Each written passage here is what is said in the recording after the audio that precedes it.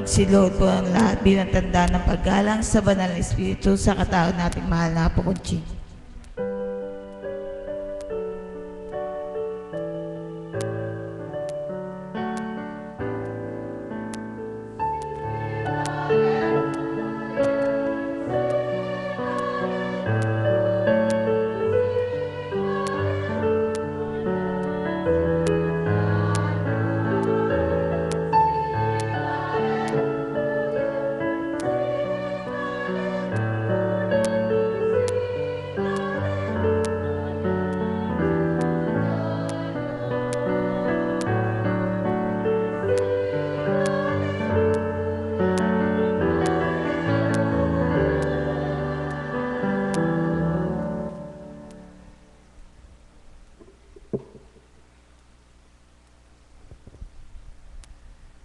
Sumainyo ang kapayapaan. Papuri pa sa salamat ay sa inyo, Panginoon. Kay buti ng Ama, kay dakila niya. Kung magsusuri lamang ang bawat anak niya. Kung papaano niya napasisingkad ang liwanag ng araw, napakukulimlim, napag-iinit ang panahon at napalalamig, marapat na ang tao ay makapagnilay. Kung titibay ang pananalig at pananampalataya, ang pag-asa ay naroroon sa bawat isa. Kaya't ito ang binubuhay ng Ama upang wag mag-alinlangan sa magagawa niya, na kung makikilala at malulubos ang pagtitiwala sa Kanya, walang hindi nga magagawa sa bawat isa. Kaya't ang Ama ang siyang kilalanin at pangunahin sa damdamin, makapaghahari siyang tuwiran sa kaisipan. Ang may pandinig ay nakarinig.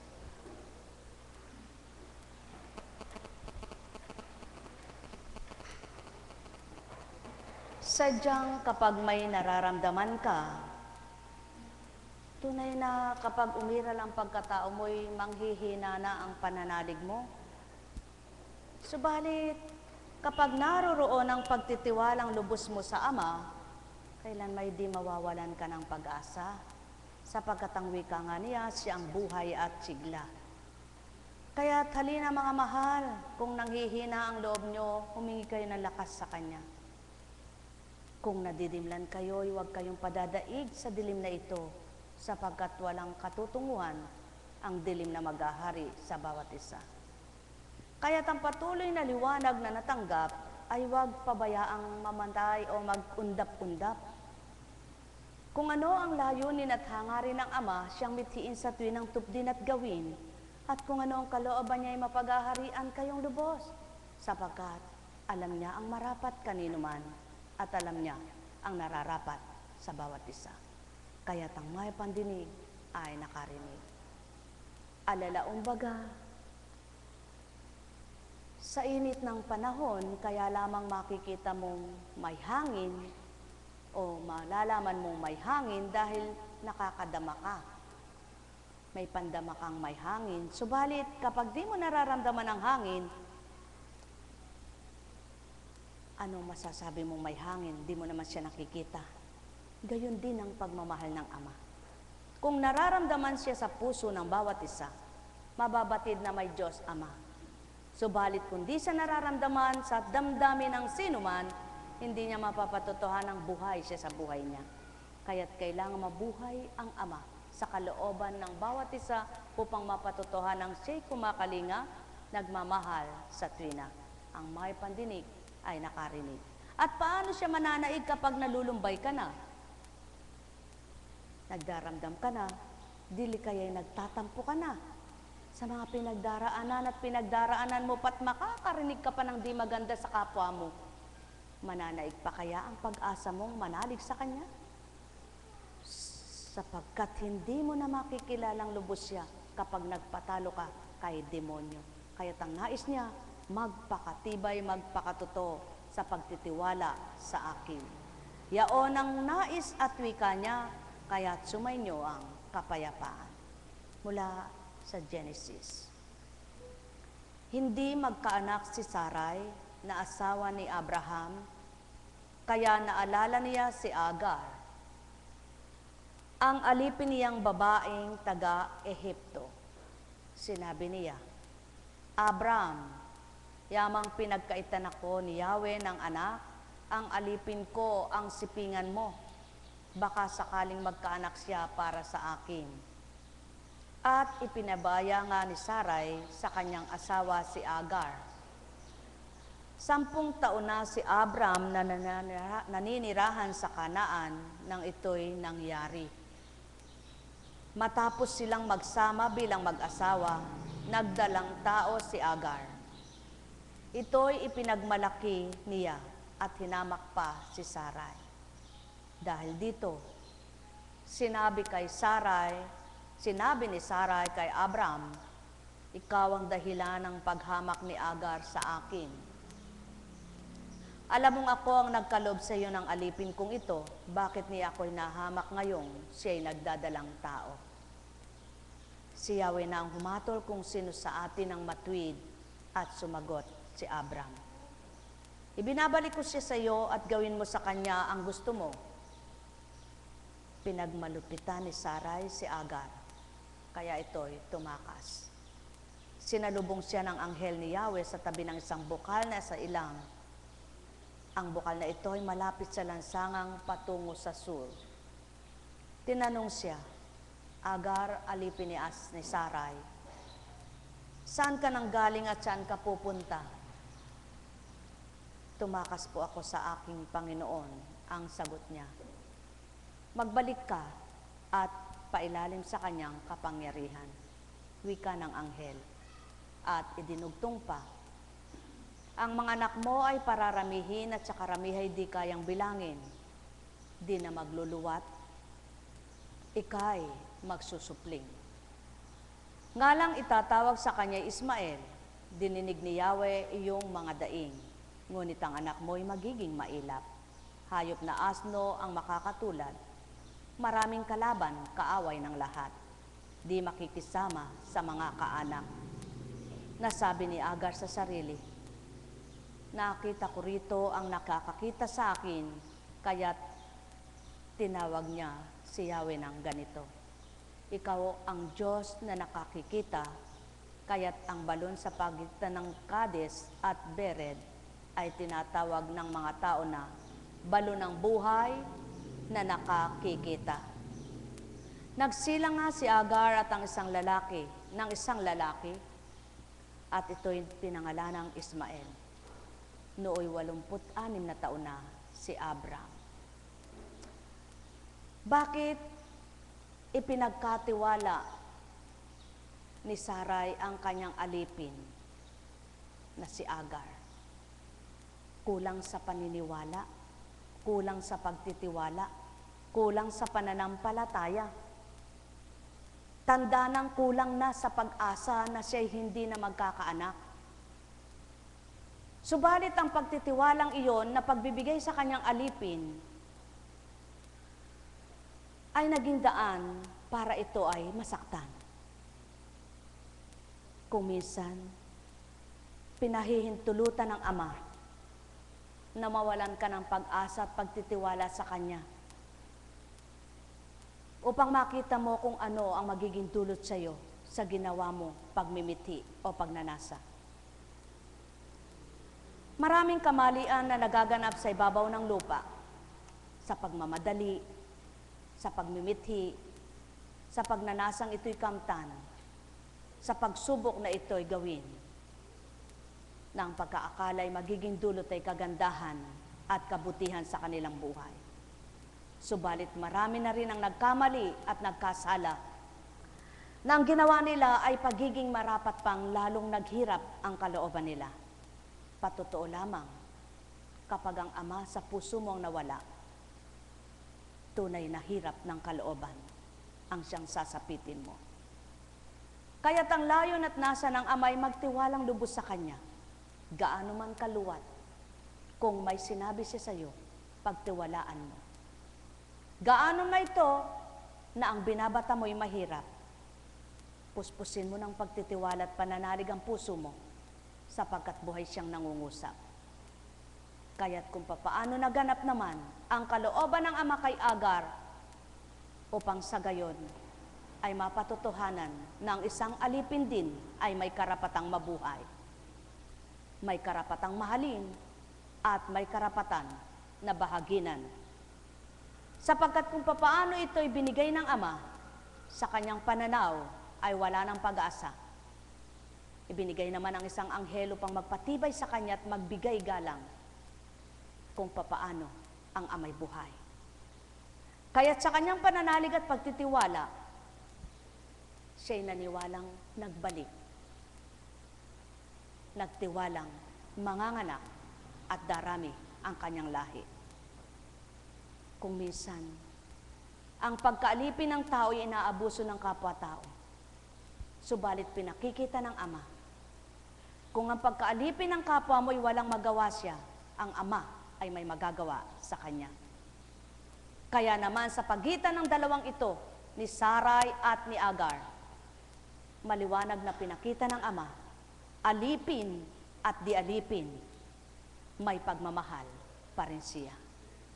Subalit ang bawat araw kailangang kilalanin siya upang matupad ang kanyang salita, pagtiwalaang lubos siya. Kaya't mapapalad ang nagtitiwala at naniniwala sa kanyang magagawa, anuman ang pinagdaraanan, hirap at sakit man, pagkatapos na ito'y kinamtan, ito'y parang lumipas na nagdaang hangin lamang. Mga minamahal, alalaong bagay hindi ganang ipagpapaliwanag o ipapaliwanag iuulat ito ng bilang katauhan. Subalit kung nabaybay nyo at napagtanto nyo, ano nga bang pahatid at paabot ng Ama sa inyo? Binigay niya ang mga kasaysayan, inulat niya ang mga kahalagahan ng mga anak niya sa panahong yaon na wala pa ang sinuman. Upang kung tutuntunin ng sinuman ang kanyang kadakilaan, ang kanyang kapangyarihan, ito'y masumpungan na tuwirang ang Ama, pangkalahatan. Alipin at di alipin, may gagawin siya. Kung minsan, kung sino ang alipin, siyang unang pinakikinggan. Kung minsan, kung sino ang alipin, siyang unang pinadadama kung ano siya at ano ka ang kakamtan. Subalit, pinakita rin sa istorya at kaganapan sa buhay ng dalawa ang isang binigyan ng karapatan na magkaanak. Nalimutan naman ang paggalang sa nagkaloob sa kanya bilang pagpaparaya na ibinigay ang asawa. Kaya't ang pangungutya ay kanyang ginawa. Sino rin ang nahirapan, hindi nga ba't itong nangutya rin? Gaya ng buhay sa lupa. Sa dalawang anggulong kaganapan sa ipinahayag at iniulat sa inyo, isang kataasan na ibinaba ng Ama at isang humamak na kinupkup pa rin niya sa kabila ng pagtakas, naroon ang pagmamahal sapagkat may gagampanan ito sa buhay ng sanlibutan. Doon nagsimula ang katauhan. Ang anak ng alipin at ang anak ng pinagpala ay parehas lamang. Kung tuwirang ang Ama ay kikilalanin, matatanto pa rin siyang tunay na buhay at kaligtasan. Sapagkat alipin at di alipin, buhay ay sa kanya lamang. Siya lamang ang magbibigay at magpapahiram. Kaya alipin at di alipin, kailangan siya tanggapin, kilalaning tuwiran, Ama ang magtatawid sa buhay sa sanlibutan. Mga minamahal ko, istoryang lumipas ng ilang siglo na ang nakaraan, subalit ito'y nagaganap sa panahon nyo at sa daratal pang panahon. May mga pagkakataon na ang pagpaparaya ay nakasasakit ng loob. Subalit, kung tunay ang pagpapakababa, ang Ama pa rin ang magbibigay sigla at galak sa pusong nasaktan ng sinuman. Kaya't ang nararapat din at gawin, sama kumilala, siyang tanggapin at siyang mag-aangat at magtitighaw kanino man. O aking Ama at Ama nila, salita mo'y kay inang. Ang lahat ng kaganapan ay sa'yo rin.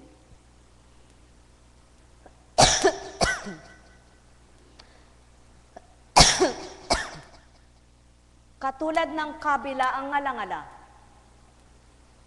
maaring pangatihin ng Ama ang kaliwa at kanan, tulad ng kaisipan kaliwat kanan ay mapapaandar niya. Kay dali niyang gumawa para ikay ubuhin. Kay dali niyang gumawa para ito'y gumaling. Kay dali niyang gawing palagkitin ng laway. Kay dali niyang gawing palabnawin. Kay dali niyang gawing magnormal, sapagkat siya nga ang may kaparaanan. Kung lahat lamang ng tao'y makikilalang lubos siya, ano man ang taglay ninyo sa panahon ngayon, ano man ang nararamdaman nyo sa inyong katawan, kung tunay na pagtitiwalaan nyo siya'y magpapalaya, makalalaya nga kayo sa bawat inyong pagkaalipin. Alipin sa karamdaman, alipin sa kahirapan, alipin sa kadustahan, alipin sa kalumbayan, alipin sa kawalan, alipin sa kamalian, alipin sa kadiliman, alipin sa kasalanan. Ang may pandinig ay nakarinig. Sapagkat ang Ama ang kalayaan, hanapin siya't masusumpungan, at tuwiran niyang ibibigay, yaong kagalakan at kasiyahan. Sumainyo ang kapayapaan, pagharian kayong tuwiran, malubos ang kagalakan, kasiyahay patuloy niyong kamtan. Ang may pandinig ay nakarinig. Sinong nagtagumpay sa umaayaw at di lumalaban? Subalit sino ang nabigo sa buong panahon kung ito'y lumalaban at patuloy na namumuhay? Nang ayon sa Ama at sa kalooban niya, at di pagkatao ang pinaiiral nito, kundi ang kaloobang mula sa Kanya, yung pinagahari sa damdamin ng bawat isa, doon ang kalinisan ng pag-iisip at pag-asang wagas ang siyang Kanyang ibibigay, na magiging kaakibat ng mga tapat niyang anak. Nek karameneyahanam, nek karameneyahanam, nek karameneyahanam.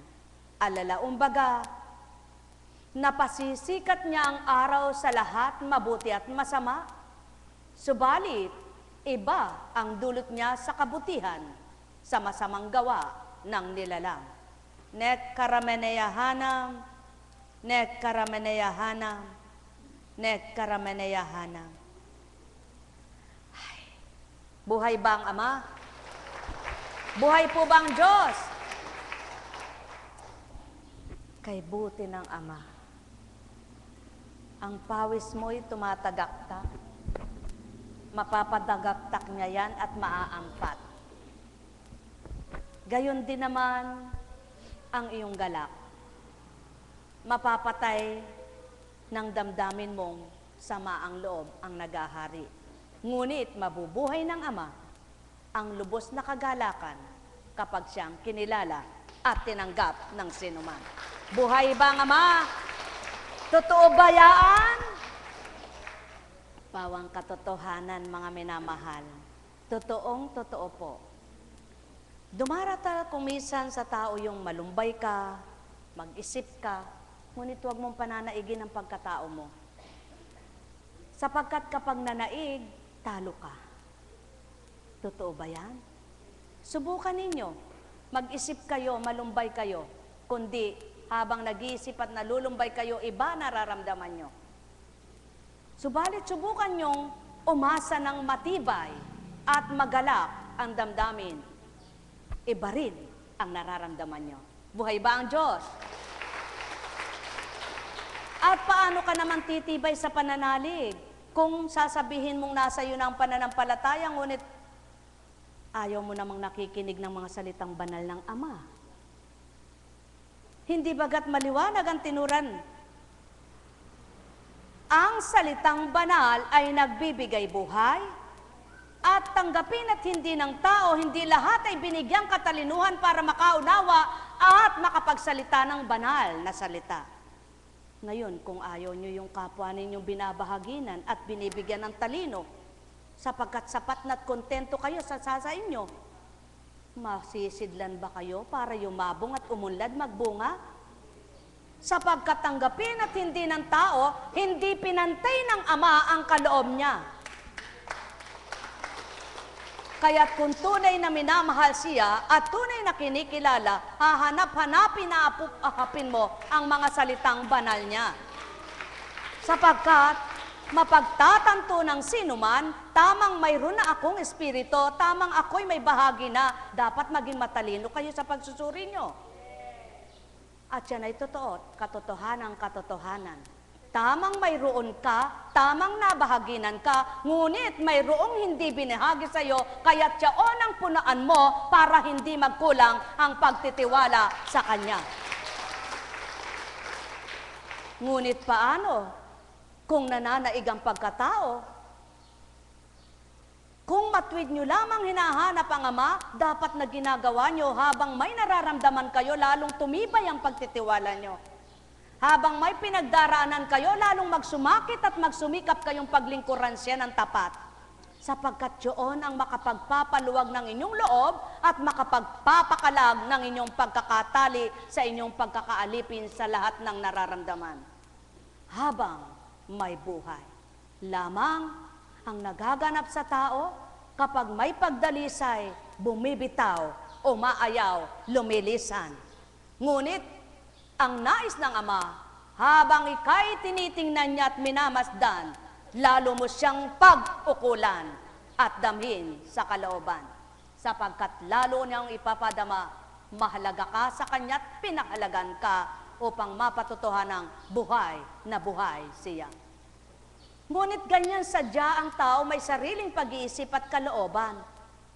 Kapag ang pinanaig ay sariling pag-iisip at kalooban, may sarili siyang talino't galing. Na hindi ito'y talino ng Ama at di niya kagalingan, pinibigyang matuwid at dahilan lamang, sapagkat alam din ng Ama ang kanyang pag-iisip kung tunay na siya ang nagpapabatid. Kaya't ang tunay na nagmamalasakit sa kanyang kaloob, patuloy niyang hahanapin ang kanyang kagustuhan at patuloy niyang tutupdin ang kanyang kagustuhan at patuloy niyang tutuparin ang kanyang pag-aalay. Sa gayon, mapapatutuhanan itong Ama na tinanggap mo at tumanggap sa iyo. Siya nga mismo ang pinanaig mo. Hindi ang kapwa mo, hindi ang sarili mo, hindi ang kagustuhan mo, kundi mismo ang kanyang espiritu. Ang may pandinig ay nakarinig. Paniwalaan at hindi nyo yaong tinuran ko, ganang pagkatao hindi masasambit ito. Ganang katotohanan binulat ko sa inyo, ang may pandinig ay nakarinig. Kayo rin mismo na nakadamat nakakilala, ang siyang masisiyahan at maluluwagan, sapagkat ang damdamin niyong nasisikil na ng katauhan, ito'y makakawala, at ang banal na espiritu ng Ama mula sa Kanya, yung sa inyo'y mapaghaharit, mapangunguna. Kaya't ang lahat ng pagkaalipin nyo, sa hindi nyo namamalayan, nakakalagan kayong lubos. Kaya't hindi makapagtagumpay ang tao, pinakinggan ang sarili, pinakinggan ang kapwa-tao. Pakinggan mo ang Diyos mong nanawagan sa iyo at pakinggan mo ang mga aral niya at huwag kang patangay sa kalooban mo upang di masaktan at masakitan ka. Subalit habang pinananaig ng tao ang kanyang kaisipan at sariling kalooban, patuloy din siyang masasaktan.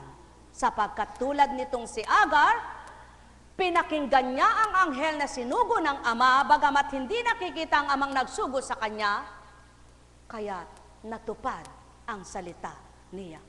Sa ngayong panahon nyo, panahon ng Espiritu, sinong susuguin sa inyo upang makita nyo na kauniig at kausap nyo'y Ama? Hindi bagat ang Espiritong nagpapatotoo? Kaya't kung tunay na nasa Espiritong banal kayo, batid ang pangungusap ko, mapagkakaunawaan ng bawat isa. Nekkarameneyahanam, mapapalad ang mabababa ang loob, tanda ng pagsuko at pagkilala sa Amang pagtanggap, subalit habang nagmamatwid at nagdadahilan, di mararamdaman ang tunay na kalooban nitong Amang tapat kanino man.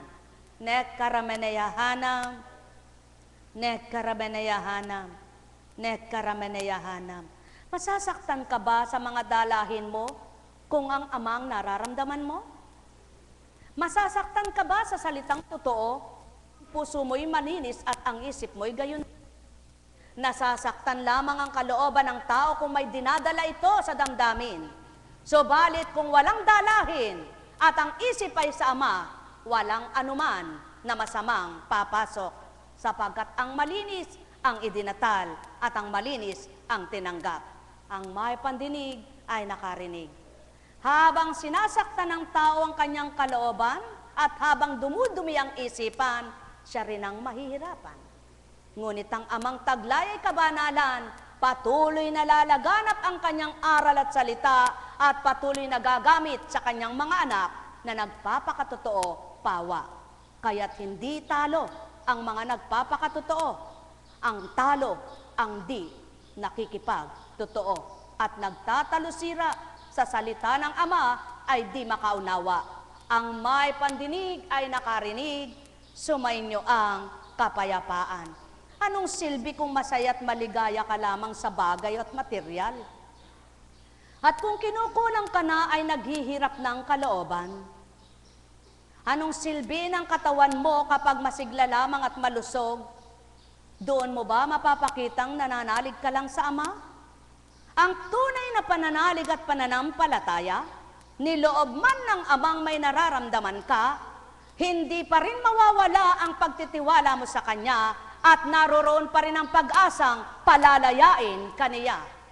Kaya't ang mga nagtibay at nisagtibay, nakapagtibay na lubos, dahil nasilip at nabasa ng Ama ang isip nila, totoo at tumagos sa kalooban ang damdamin niya. Kaya't ang bawat isang nagpapakatotoo, may kalasag silang muog na hindi matitibag, yaon ngang espiritong hindi mahawakan, ngunit kayo'y malulokoban. Kaya't ang kapuspusan ay marapat na manahan sa bawat anak niyang tapat kailanpaman. Nek karameneyahanam, nek karameneyahanam, nek karameneyahanam. Sinong dinadaya ng tao kapag ang sarili niya ay niloloko? Hindi mismo ang Ama at hindi ang espiritu niya, kundi katauhan. Sapagkat habang naghihirap ang loob at isipan, nagugupo ang katawan. Mahal na mahal ko kayo, tuwiran kong tinuturan, mahal na mahal ko kayo. Alalaong baga, hindi nyo mapagmamalakihan ang Ama, at lalong di nyo kayang talikdan siya, sapagkat siya'y nariyan, nariyan, at naroroon siya. Kaya't ikaw sa Kanya'y umaayaw at humahanap ng kaliwanagan sa ibang tuntunin, hindi mo masusumpungan ang tama niyang daan. Sapagkat kung ika'y balisawsaw, hambing ka lamang sa sumasakit ang tiyan, hindi makalabas-labas ang ihi mo dahil naiimpit sa pantog mo. Gayon ang katotohanan, mga minamahal. Ganang pagkatao hindi may tuturan ito, ganang espiritong sumasa inyo, inulat ko ang katotohanan ng magising kayo, pagbulayan nyo ito. Mahal na mahal ko kayo. Tuwiran kong tinuturan, mahal na mahal ko kayo. Nek karameneyahanam, nek karameneyahanam, nek karameneyahanam. Batid ng Ama ang totoong dahilan at katwiran ng sinuman. Batid ng Ama kapag gusto ng mga anak niya ay may gawang paraan. Ngunit kapag ayaw, maraming dahilan. Sumayin niyo ang kapayapaan. Wala akong tinutukoy ni sinuman, ngunit kung kayo ay may paniniwala at damdamin nyo'y inantig kong tuwiran, suriin nyo ang gawa ninyo, kayo rin mismo ang magnilay. Nek karameneyahanam, nek karameneyahanam, nek karameneyahanam. Kaya naman ang mga tapat at totoong lingkod, hindi sila natatakot na babahala. Bagkus habang sila'y tinatalikdat iniiwan, lalo silang naglalagablab at nag-aalab, sapagkat ang Ama ang nagpapatatag at nagpapatibay, habang araw silang may galak na turingan, sapagkat ang Ama ang siyang kanilang kinamtan at di kailanman ang sanlibutan. Mahal na mahal ko kayo, tuwiran kong tinuturan, mahal na mahal ko kayo. Kung minsan, kung kailan mo hindi inaasam doon dumaratal upang gitlain ka, surpresahin ang Amang mapagpala, Subalit habang iniintay mo't inip at bagot, doon kanya binibigo. Kaya tao, maniwala kayo sa hindi nyo nakikita, tanggapin yung hindi nyo makikita, at nang may hiwagang magawa siya sa buhay nyo. Nek karameneyahanam, nek karameneyahanam, nek karameneyahanam. Doon, pag tumingala ka sa langit, di mo man nakitang bumuka, ngunit sa puso mo'y naroon ang Ama, damang-dama mong siya'y bumuhay sa iyo, ligaya mo'y madarama.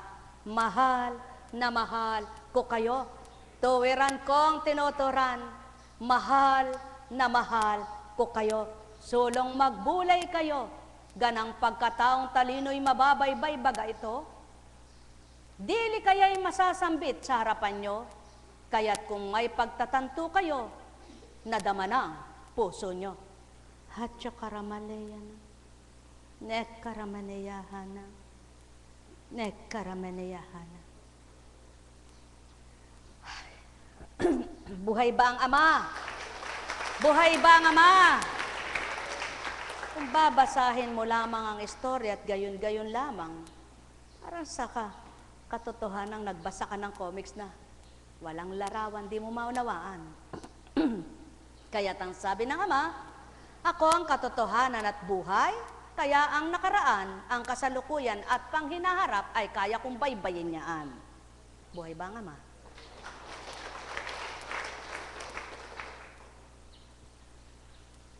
Mula kay Mateo.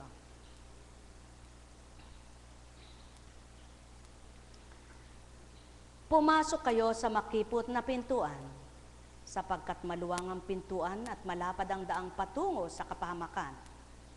At ito ang dinaraanan ng marami, ngunit makipot ang pintuan at makitid ang daang patungo sa buhay, at kakaunti lang ang makasusumpong niyon. Sino nga bang gustong magbata? At sino ang magbabata? Samantalang, kung sinasakripisyo mo ang sarili mo, wala ka namang pakinabang sa kapwa mo, paano mo nga matitiis mababata ito? Ngunit hindi mo ito kayang gawin tao, kaya ang Amang magbabahagi sa iyo kung tunay na tinanggap mo ang siyang nagpapatotoo na sumasayo siya. Sapagkat kung sa dating buhay mo'y gusto mo ito, pangarap mo ito'y pangarap mo yon, pangarap mo hindi, pangarap mo yan, naiba ka, iniba ang pangarap mo. Nauna ang kanya, kasunod ang para sa iyo. Sapagkat habang hinahanap mo siya, di mo man hanapin ang para sa iyo, pinakikita niyang marapat sa buhay mo. Kaya tao, huwag niyong mithiin ang patuloy na maglakad sa maluwang, mangarap kayong makadaan sa makipot na pintuan, upang sa puso niyong maliit ay makapanahan ng Ama, at do'y padama niya kung gaano katamis magmahal siya, sapagkat siya'y totoo, tapat kanino mang tao. Nek karameneyahanam, pag nagkasama-sama ang marurupok at mahihina, nagkausap-usap sa mga katwiran at dahilang tao, gupong-gupon at tuwang-tuwa si Satanas sa kanila. So, balit ang Ama, nalulumbay sa ugali nila, bakit di nakatapo at natagpuan tulubos siya? O tao, katotohanan ang tinuturan ko, kaya't kung tuwirang kayo'y sama, ang pag-uusapan nyo'y kadakilaan niya, hindi lahat ng problema nyo't mga dinadala, kundi ang patuloy na hiwaga niya.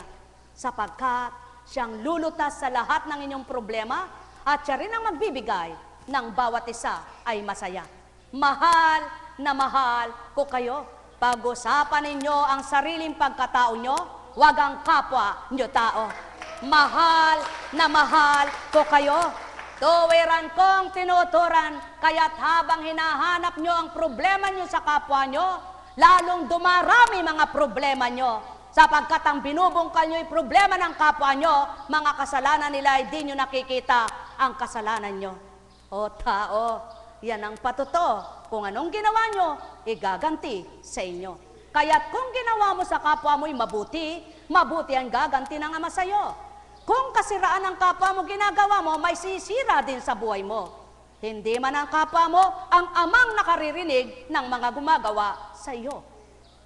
Ang siyang dapat at marapat na ilagak mo lamang sa kanyang lahat. At pabayaan mo siyang humatol at wag na ikaw nahahatol upang di ka hatulan. Buhay ba ang Ama? Mahal na mahal ko kayo. Kung ganito lamang ang magiging kaisipan nyo tao, wala kayong dadalhing mabigat sa puso nyo. Kung ganito lamang tao ang mga nanasahin nyo, wala kayong damdaming magkakaiba sa mundong ito. Kung ganyan lamang ang maging pag-iisip nyo, maliwanag